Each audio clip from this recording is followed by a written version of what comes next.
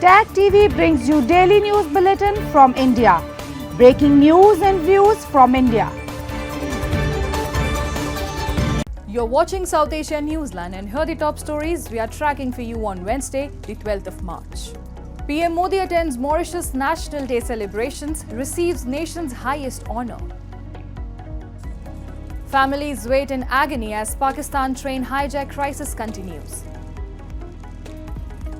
And Nepal seeks PM Modi's attendance in Medain Sagarmatha Samvad.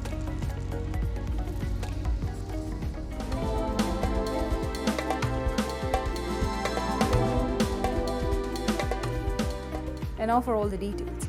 Prime Minister Narendra Modi marked a significant diplomatic milestone as he participated in Mauritius' 57th National Day celebrations as the chief guest. The Grand Parade witnessed Indian Navy and Air Force contingents showcasing their skills, underscoring the strong ties between the two nations. The highlight of the day, PM Modi being conferred with Mauritius' highest honor for his efforts in strengthening bilateral relations. A report. Prime Minister Narendra Modi participated in the 57th National Day celebrations of Mauritius as the chief guest, where he witnessed a grand parade alongside his Mauritian counterpart, Prime Minister Navinchandra Ramgoolam. The Indian Navy took part in the parade with a marching contingent, while an Indian Navy helicopter, the Akash Ganga skydiving team from the Indian Air Force, also participated in the festivities. During the celebrations, Prime Minister Modi was conferred with the highest national honor of Mauritius, the Grand Commander of the Order of the Star and Key of the Indian Ocean, for his contribution to strengthening bilateral ties between India and Mauritius. PM Modi dedicated the award to the Indian diaspora in Mauritius, praising their role in building the nation's vibrant and diverse culture. This is not just my honor. It is the honor of 1.4 billion Indians. It is a tribute to the centuries-old cultural and historical bonds of kinship between India and Mauritius. His distinguished presence on this momentous occasion is testimony to the unique and very special relations which bind our two countries. It will be recalled that while formal diplomatic relations were established in 1948, our people-to-people ties go back to centuries. Earlier in the day, the Indian Prime Minister also held bilateral talks with Mauritian counterpart Ramgoolam, where both sides decided to raise the partnership to an enhanced strategic partnership. Prime Minister Modi's visit also saw the signing of several key memorandums of understanding aimed at deepening bilateral cooperation.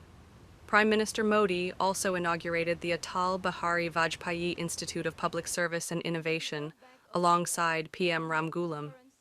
Additionally, Prime Minister Modi inaugurated the Civil Service College and an area health center, both built with Indian grant assistance, further reinforcing India's commitment to Mauritius's capacity building and healthcare infrastructure.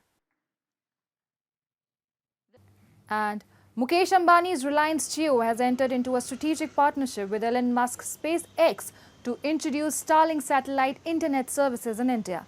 This collaboration marks a significant development in India's growing satellite broadband sector and highlights a surprising turn after months of tension between the two business giants over spectrum allocation. This comes weeks after Indian Prime Minister Narendra Modi met with Elon Musk in Washington, where they discussed issues including space, mobility, technology and innovation.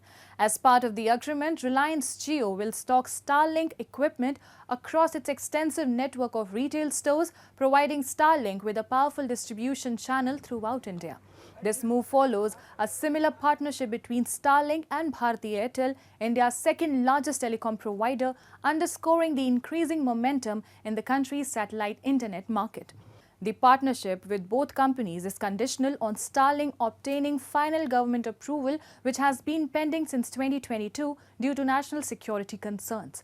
However, analysts believe that the collaboration with Indian companies could improve Starlink's chances of securing the necessary licenses.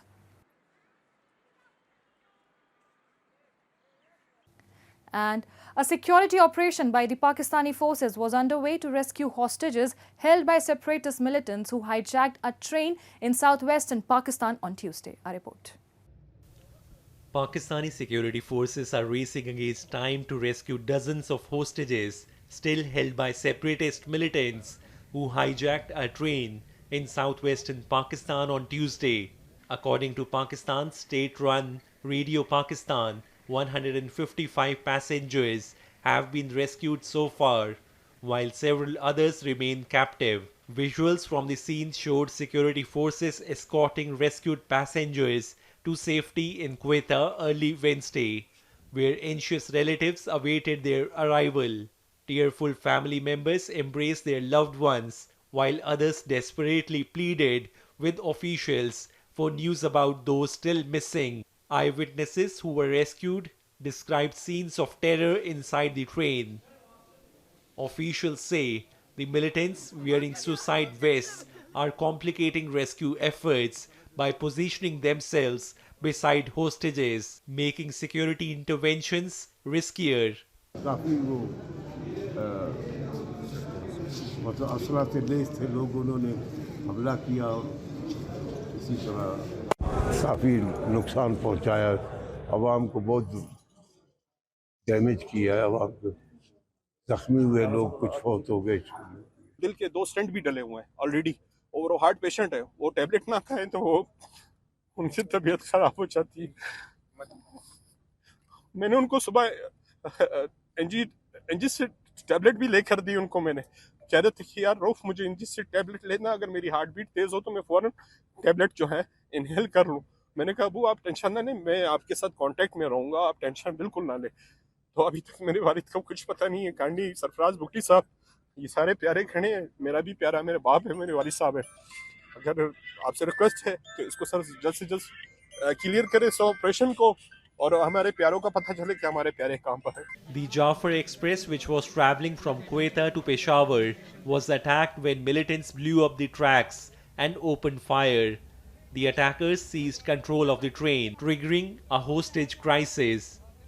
The Baloch Liberation Army claimed responsibility for the attack and said the hostages include a significant number of active duty Pakistan Armed Forces personnel who were traveling on leave. The BLA has threatened to execute hostages if it demands the release of Baloch political prisoners, activists, and missing persons are not met within 48 hours. Pakistani Prime Minister Shehbaz Sharif condemned the attack, calling it a cowardly attempt to destabilize the country. The government said security forces would continue their operation until all militants are neutralized. सख्त वक्त है, पूरी कौम पे आई हुई है।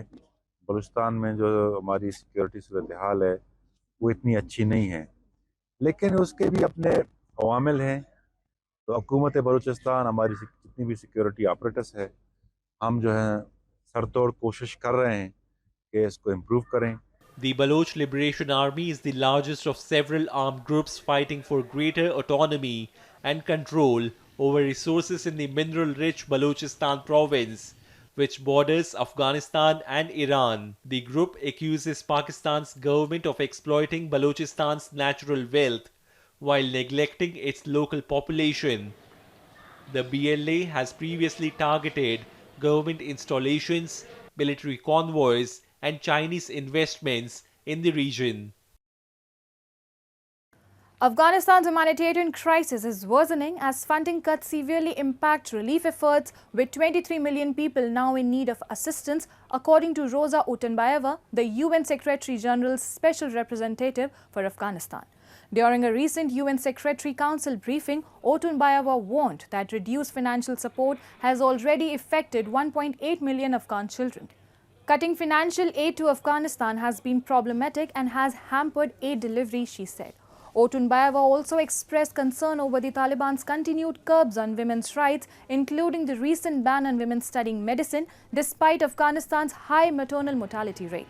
She stressed that Taliban decrees restricting women's freedoms have no basis in Islamic teachings and cautioned that the situation for women and girls in Afghanistan is worsening. Since the Taliban's return to power in August 2021, Afghanistan has faced mounting economic hardship and worsening humanitarian conditions. The group's restrictive policies, particularly in women's rights, have deepened the country's isolation and stalled diplomatic efforts for change.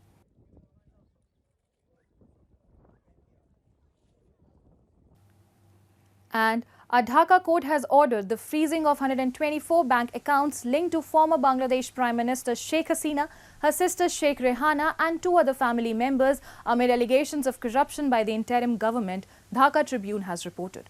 The order issued by Dhaka Metropolitan Senior Special Judge Mohammad Zakir Hussain Ghalib came in response to a petition filed by the Anti-Corruption Commission on Tuesday.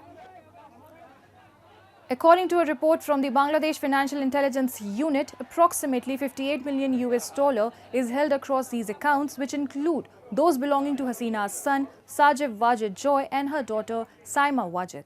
Additionally, authorities have seized Sudha Sadan, Sheikh Hasina's personal residence, along with other properties.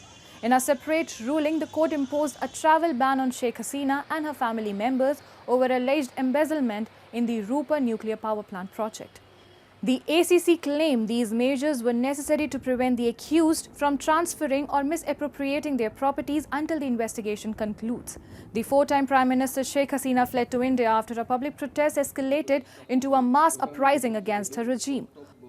Following her ouster, the interim government led by her longtime rival Muhammad Yunus accused Hasina of human rights violations and corruption. Charges the Awami League claims are politically motivated attempts to tarnish her reputation.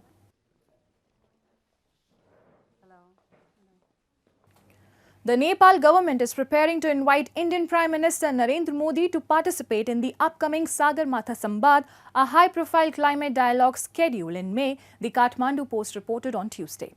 The inaugural edition of the Sagarmatha Samvad, themed Climate Change, Mountains and the Future of Humanity, aims to unite heads of state, government representatives, climate experts and policy makers. Organizers have planned to invite 160 to 200 foreign delegates, with PM Modi's participation considered a key highlight. Quoting sources at Nepal's Ministry of Foreign Affairs, the media report said Nepal's Prime Minister KP Sharma Oli is likely to extend a formal invitation to his Indian counterpart during their anticipated sideline meeting at the 6th BIMSTEC summit in Thailand, scheduled from April 2nd to 4th.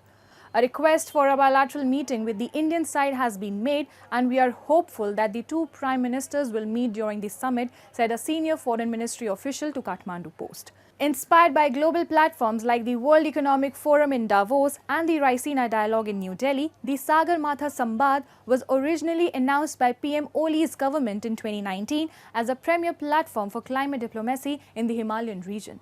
If confirmed, it will be 6th visit of Indian Prime Minister Modi to Nepal. His attendance would also align with India's broader commitment to supporting the Himalayan region, which is particularly vulnerable to climate impacts. That's all in tonight's edition. We will see you same time tomorrow. Good night.